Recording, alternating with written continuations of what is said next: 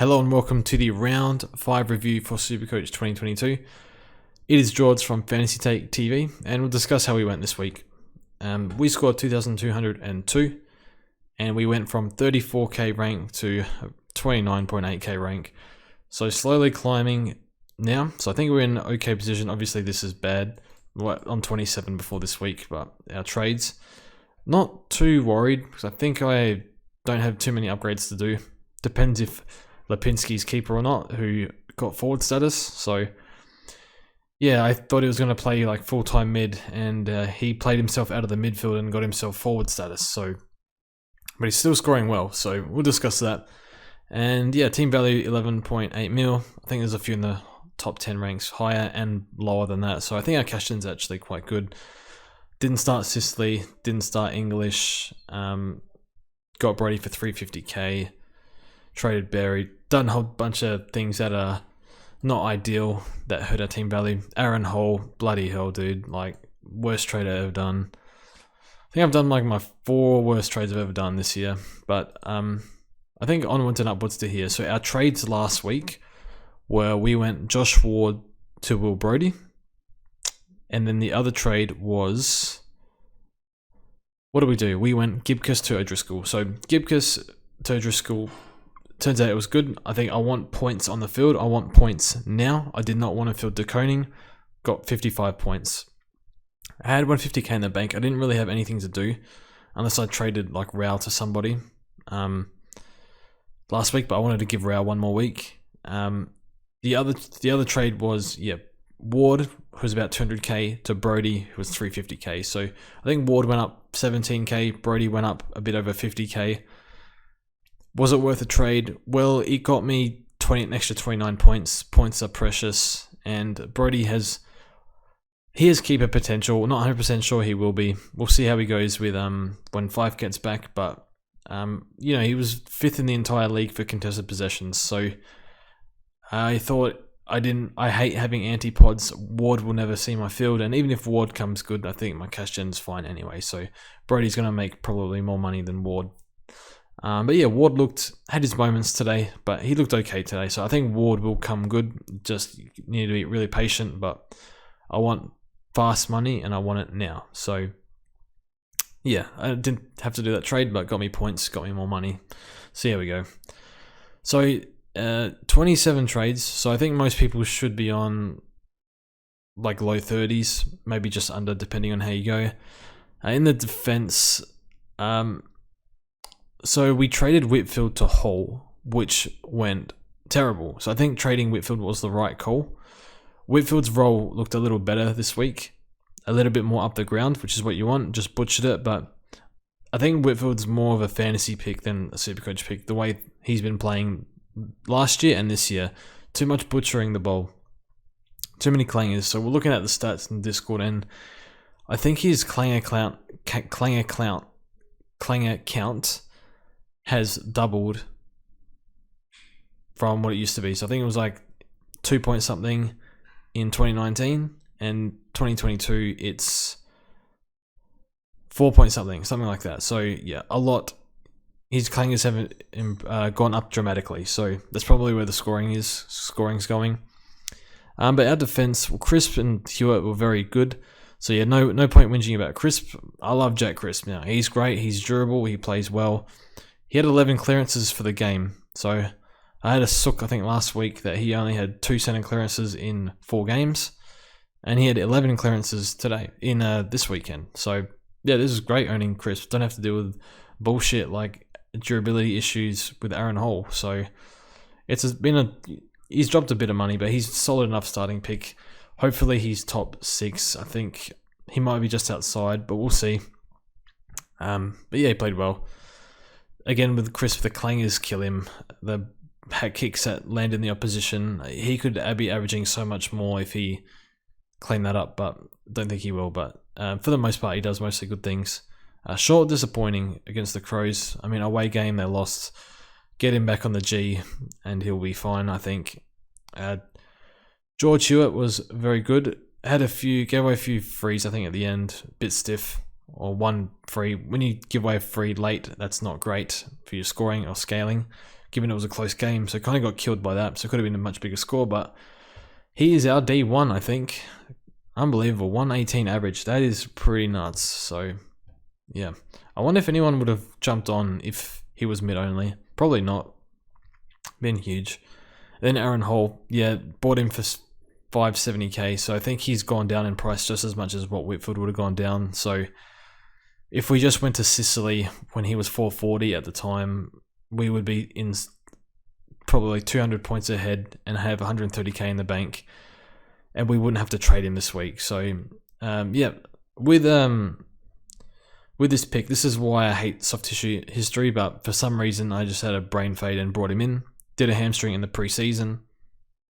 Had scans this week, apparently, just kind of ignored it. So it kind of would have been nice if they didn't play him. I think the North Medicos probably failed him, but at the end of the day, he should have never been in my team. If you started him and you want to take the dribble leader risk, even though I don't like that, I still think I understand because he's D1 potential, and if he gets injured, you probably sell him high for a high price, but it just didn't work out. So he's gone this week. I don't care how long he's out for. Probably do another hamstring in the year, so get rid of him. We looped McCartan and De Koning with Hinge, so we decided to trade Gibcus over Hinge because I figured Hinge is only up because he's injured. I think they'll bring him back in because that means Dawson will play up the ground more. So I think that's what they brought Dawson in for. They didn't bring him in to play defense, although he's been playing there. I think they want him to play wing, but I think he'll just out of necessity, he'll probably end up playing both. So I would think that Hinge comes back in. I hope they don't make him sub or anything because I think he's best 22. I can't remember McCartan's game. 68, we'll take it. O'Driscoll we brought in. So yeah, a few people would have let this one go because he was 160k. But yeah, he backed up 200s in a row. So he's going to make a stack of money. What's his break even? Is that negative 69? Okay, so another so 70 score goes up 60k. So he's going to make a stack of cash. So this is where, you know, I'm trying to get ahead, and I think only 40% own him. So, and 27 filtered him. So moves like this, although you need a bit of luck, this is kind of where you can get ahead. But yeah, paying dividends watching him in the preseason games because I thought he'd definitely play round one, but apparently he didn't play. So as you can see now, he should have been in round one, and he's been good. So you would think that he keeps playing, and I think mostly on a wing. So has a lot of good run and carry. Hits a few targets inside 50, which is good. Carlton this week, probably a tough matchup, but they're at home. I'm more than happy to keep fielding O'Driscoll for the time being, but I think he's one I probably want to get off the field, I don't know, in 4 or 5 weeks' time. So happy to field him for, I don't know, about a month. So see how we go. Yeah, as I spoke, Hinge hopefully comes back. And De Koning, still feel like he's pretty raw, still improving, does a few nice things, gets beaten one-on-one a bit, but gets pushed out. So he played okay. So I'll take a 48, and his break even is -1. So make maybe 20k next week. So he's one where I'll just leave him there for, I don't know, another month, maybe more, because probably not going to get much cash out of him. And yeah, hopefully I'd be happy if he gets to 250k.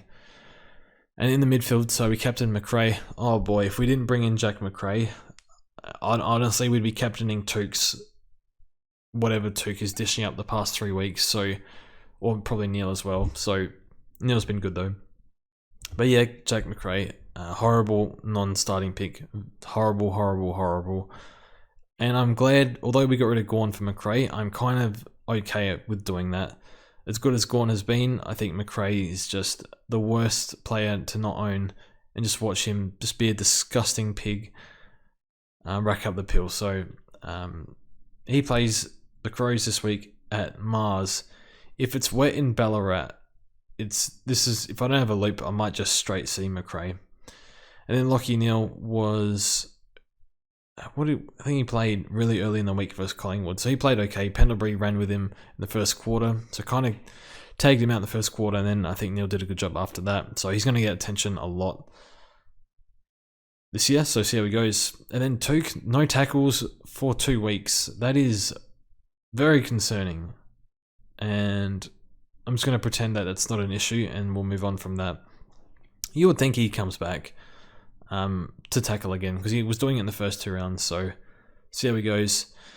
Our newest forward and the current F8 in the league is Pat Lipinski. So we'll take it. Forward status, I probably don't deserve to have this, but if he's not a keeper in the forward line, it doesn't really matter too much, because more than half our team is forward mid DPP, I think. It's just everywhere. So with Lipinski, his time on ground was 50% in the first half, 57%, which was strange. Then upped in the last quarter, it went back up again. So he had a 10 disposal last quarter. So if he was on the ground, he scores. And it was against Brisbane away, which was encouraging. So I was quite encouraged by his fourth quarter. I thought it was much better. Still a few little efforts here and there where he could be a bit hard at the contest, but I don't want to criticize him too much, because I really like him. So the main issue here is he went from 22 CBAs to 0 CBAs last week. Or this week he went to 0 CBAs. So lost 22 CBAs. Didn't attend a single one. But he plays off half forward and he runs straight into the midfield. So obviously if you're not attending CBAs, you're missing first possession opportunities a lot. So it's going to be a tough ask for him to be a forward keeper. But if he can start recapturing the form he had in round 1, where he had 30 touches, probably 3 Brownlow votes, then maybe he'll be okay. So I have no interest in moving on Pat Lipinski, and we'll assess him at the bye round. So he's averaging 99, probably low 90s if you take out round 1. I'm not sure if that's an outlier or not. So see how we go. See how we go. Brought in Will Brodie, stupid error. Trading him out round 1 for Jack Hayes. You can see like somebody had to go for Jack Hayes. Brodie was not the one. So maybe like Durden was. I don't know. At the time I wasn't sure of Brodie's job security, so I figured. Anyway, I think we'll move on from that. So yeah, just a mistake, and he was okay. I think it was the third or fourth quarter. He ramped it up, like just got 30 points within like a really short period. And yeah, he's really good inside mid. So still, time on ground was pretty bad. So I think that's something he'll have to work through. And honestly, I'd be surprised if it's over 70 for the entire year as an average. So see how it goes. Keeper potential, yes. Top 6 might be just outside when 5 comes back, but we'll see how he goes. Matt Rowell can go. So more than happy to get rid of him. What's his break even? 103. He's gone. So this is a hard one. So in fantasy, people have been trying to get rid of him for 2 or 3 weeks now, whereas I think Supercoach, he's a bit better scorer here. This ad was not appropriate. His Supercoach scoring is definitely better than his fantasy scoring, but I don't know if he's tagging or not, because watching him play, like he was on steal for a lot of the time, and he just kind of feels like he's just going head to head, not like hard tagging or anything like that. And he's just trailing all the time his opponent. Like you just see him chase all the time in the contest. 20 touches, no outside ball at all, none. I think he got like 1 mark maybe this game. So, and you watch Took and you watch Noah Anderson, and they accelerate so often, and they spread like when it's time to spread, they get on their bike and go. Whereas you don't really see it from Rao enough. So, look, his break-even's 100. I don't really want him losing money if this form continues. So I have no idea what's happened. A 120 in the two 120s in the preseason, and a 150 in round 1. I have no idea what has happened the past month. So you could hold him and hope he turns it around. I want him gone. I don't want him. If he goes 60 again, he's going to lose, I don't know, 15k. Break even gets worse. Maybe comes backs up with tons up this week. Even if he does, it's not going to make money. See you later. He's gone. And then Nick Dacos. I think we can just send him back just for looks nicer with Dacos back there. Hold him to. I think we'll hold him to the last buy and then flip him to like maybe Stewart or Dawson in that last buy. Hopefully they're at a decent price then. And you spoke about O'Driscoll. Now we fielded Rochelle. Fortunately this week we benched Juan Francis against the Dogs. So I figured maybe we just loophole. We held Cripps. So instead of trading Cripps, maybe we can get a decent score out of either Juan Francis or Rochelle. So I fielded Rochelle. His average in my team is on field is 47. His average on my bench is 112. So I think we got lucky with rookie roulette this week, but it's just kind of bullshit that we've missed Rochelle's big score. So a lot of points on the table that we've left. So very frustrating. But yeah, had his moments, but yeah, kind of went missing in the first half. And we put Cripps back on the field. So on Fox Footy, he said that he's confident he'll be back, but needs to tick a few boxes. So if not this week, definitely the week after. But hopefully he plays. And yeah, Horn Francis definitely struggled, and he had a few clangers as well. So I don't think he'll have another game like this, but yeah, he should make a bit more money. But I'm tempted to get rid of him just to get more points on the field. And then Connor McDonald was like, again, it's the same thing from McDonald. He kind of just does some nice things here and there. He looks comfortable at the level, but he doesn't accumulate enough. I saw him a bit more up the ground today, which was good. So maybe, I don't know what his forward mid-split, but I feel like it was a bit more up the ground wingish sort of role. Not too sure, but maybe higher forward. So played okay. And now Brody Grundy. Well, is Grundy top 2 ruck? No, because Gawn is ahead of him and Sean Darcy's gained match fitness. But as much as a lot of our Discord wanted to pick Darcy and had to drop him, Eno held strong and was rewarded with a 120. I don't know if I trust his durability, especially when you've overtraded like me. So, hell, you're going to get a lot of points if he stays fit, and it's going to be a fun ride. But he's one where I might look at like a side swap in like the final 5 rounds if I somehow have trades left. But I can't take durability risks at the moment. I'm just not in the position to. I already have to deal with Cripps and Bruce's bullshit, most likely, going forward. So, and you know, Dunkley, Heaney, Butters, Cogs, they don't exactly have the cleanest injury history. So, yeah, that's why I don't want to take another durability risk at the moment. Yeah, we fielded Hayes versus Dixon. You know, rookie roulette is pretty cruel sometimes. Like, you field Dixon over Hayes, you lose, 51 points. To lose 51 points from rookie roulette would be bad, but happy to field Hayes. Just figured that, you know, he wants to hold his spot. Maybe he'll have a big game. He's hungry. He plays with a lot of passion. So, yeah, work rate's really good. Gets up and down the ground really well. So, high ceiling. So, that went well. And the forward line, who Dunkley play? I can't even remember. Slightly under, only 109 average. So, I was definitely expecting more from Dunkley this year. I think his efficiency's been a bit down, so look, he's got a big game in him, and Baz and Treloar taking a bit more CBAs, and Bont probably more forward, so there's a bit more sharing than last year still. So look, he's top 6, no issue there. And Isaac Heaney, man, he's making the season a bit more bearable watching Isaac play. But when you watch Isaac and he just starts taking marks in the last quarter, like hangers and, you know, ices a few easy goals up forward. It's so fun to watch. It's really is. So he's still a good price. He's 540.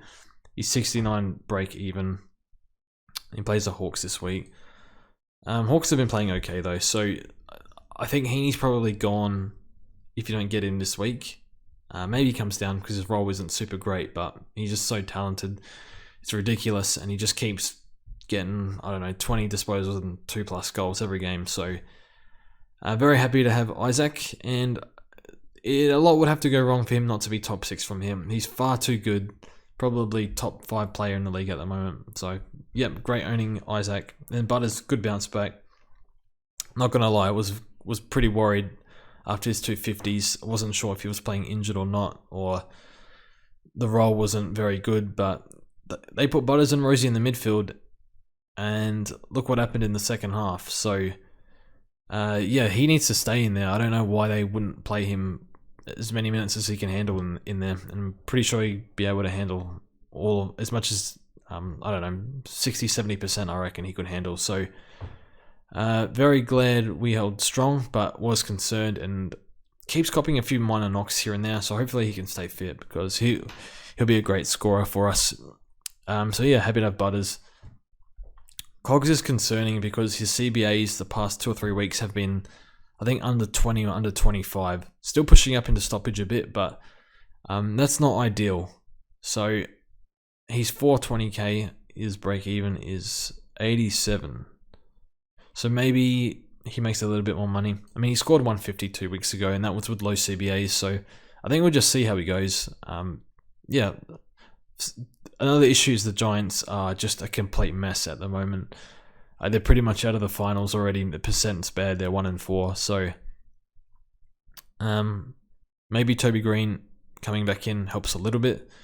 So again, I think we'll definitely hold him through the buys and then assess whether he's keeper or not. I think he is keeper though. So yeah, I'm more than happy to just assess him later in the season. But it's just if the CBAs are going to be down like they have been for the rest of the year, which I doubt. I think they'll spike up a few here and there. Then it'll be a minor concern, but otherwise it's fine. You know, Cherry's like, if this was last year, Cherry would almost be keeper. So his average is 85, I think. 86 basically, and that was including a game last week where he had to go off the ground for a long period. So it should be probably low 90s average for Cherry. So I don't think he's keeper because I think Goldstein probably takes a bit too much ruck from him. And then he played against English, who is tough matchup around the ground, but players seem to get a lot of hit-outs advantage on English. So see how he goes. I think he'll be moved on in like 3 or 4 weeks probably, because I think he'll probably max out, and then he's probably the ticket to like a Jack Steele. And then Nick Martin, really good first half. Second half was pretty poor. Turned it over a lot, and yeah, not a great second half. So that's fine. Happy to keep fielding him, although I don't think we can, depending on what we do. And then our bench, Dixon and Durden. So Dixon break even -25, Durden's break even -4. So they got a bit more money to make. So hopefully hold them a bit longer. And yes, so trades this week. We shall do. So Hall has to go. So obviously we're low on trades, but it's upgrade season, so we need to use them anyway. So O'Driscoll, throw him back. So who can we go here? In terms of mids, I like Brayshaw. I'll probably skip Tom Green. I like him, but he had a hamstring late last year, and that's kind of scared me off a bit. But he'll probably be fine. I like Petrarca. Petrarca's been tagged twice, so that's out the way. I like Steele, but I think he might be out of my range at the moment. Clary, what's his break? 170 break even. It wouldn't surprise me if he hits that against Richmond. Definitely want Clary at some point, but I think at the moment Petrarca's 50k cheaper, so not touching Callum, dodgy Achilles. Not interested in Parrish. Titch is making a bit of a comeback.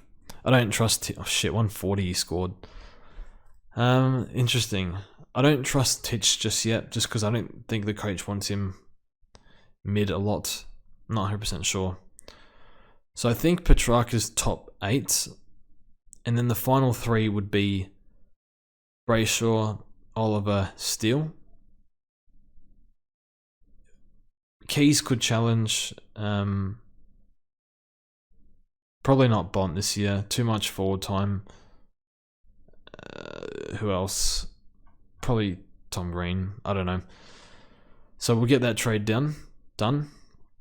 Now, we want to bring in Roses, so we'll get rid of Rao, and this kind of messes up our structure. But I did tweet about Malcolm Roses, so I definitely think you can pass on Roses. So he is a half forward. Well, small forward, but he played a bit high half forward. Even attended 2 or 3 CBAs for Gold Coast, and he scored 7 goals in 2 VFL games, and had 3 goals last week. Kicked 0 this week, but I think he had a few shots on goal and missed a few. He's looked good. He gets involved in play. He makes things happen when he has the ball. He scored really poorly last year, but he's definitely made progress. If you look at the numbers from his 2 VFL and 2 AFL games. So I do recommend Roses as a pick. Wouldn't field him, but I think he's the best option this week. Yeah, if he scores 50, he'll make. I think if he scores 250s, he'll make about 100k, something like that. So I am okay with him, but it just means our field is a little dodgy here. So assume Bruce is back. Hayes with no rider, fill that again. And then we have this money in the bank. So do we wait or do we use it now? I want points and I want them now. So Horn Francis break even is 51. I definitely think he's got another 50k in him to make. However, his cash gen's a bit slow and I want points now and I want Tim English now. So we can do, I don't know, 3 butters up. This means we have 7 forwards.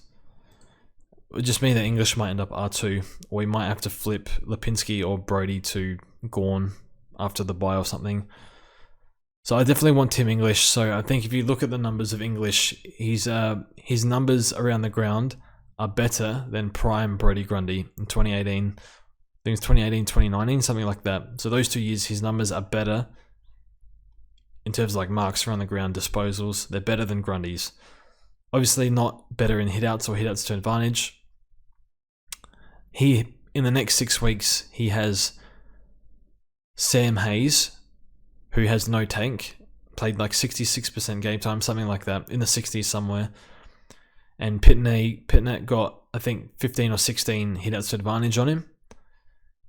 Or some of them would have been on the backup ruck for Port on Marshall, but yeah, he conceded a lot of hitouts to advantage. It also plays BJ Williams and Hugh Dixon. So not exactly the toughest matchup in the ruck. So that's within the next 6 weeks. I want to get English in now before he goes up more. So averaging 121. So he's F2 behind Heaney. I think he'll probably end up F1 to be honest. But sucks that I missed his big score. But I just want to get him in now. He's clearly top 6 forward. He's R1 as well. So he's basically, I think he'll end up R1 and F1. So he has to come in, get him in now. So again, it sucks paying extra 100k for him than what he was, but I still think he's value because what's he priced at? Probably 105, 106, and his average is 121. I think that'll come down to like 115, but I still think he's value. So 24 trades. Well, here's the thing. It's bad that we have this many trades, but how many upgrades do we have to do? Dacos, McCartan, O'Driscoll, that's 3. Throw Butters there. I'd like Martin on the field, but it is what it is. Proust, that's 4. Hayes, Cherry. That's 6 upgrades we have to do. Say one of Lipinski or Brody goes to Max Gawn post-buy. Or maybe Bont. If Bont gets DPP in round 12, maybe one of them goes to Bont and we just play English R2. So we basically have 6, possibly 7 upgrades to do with 24 trades and more money than we've ever had. Like so much money tied into Rochelle, Martin, Cherry, Hayes, like O'Driscoll, Dacos going to make so much money. McCartan should get to 300. Like we have so much money. I don't think it's going to be that difficult to finish a team. And obviously this is 24 trades is very bad, but we need to start trading now because it's upgrade season. So plans for next week. Well, Sam Hayes will come in. I think, they have to play him and his first ruck. So his average in the SNFL was 82, so maybe it's like 70 at AFL level. So I wouldn't be you could go Grundy down to him if you want to grab Jack Steele or something like that, if you're not happy with Grundy. But yeah. I don't think I'll do that. I'm not in position. I have to hold Grundy. So probably one of Hayes, Durden or Dixon will have to go for Sam Hayes. Not sure who yet. Probably Durden, although Durden should have another 50k to make. But yeah, if Jack Hayes has dropped, maybe it's him, but we'll see. I think I forgot to talk about Brody Grundy. So with Grundy, people are concerned about Grundy. I think he'll respond this week against Essendon at Anzac Day. Is he a top 2? I spoke before. He's not really a top 2 ruck if Darcy and Gawn are ahead of him, but I think if you finish your team with Gawn and Grundy, I think that's completely fine. So, yeah, people definitely want out of Grundy. I think he gets compared, he says stuff like, I think winning a premiership isn't everything. Something similar to that. Is he motivated? He's on a lot of money. He's just not performing, but his stat line wasn't too bad. Just his efficiency was really bad, really bad. No tackles, no marks. I don't think that'll happen again. So I think we'll see a fired up Grundy this week, and we'll see him respond. So we'll see how we go. So that's the video. Thanks for watching, and we'll see you guys soon.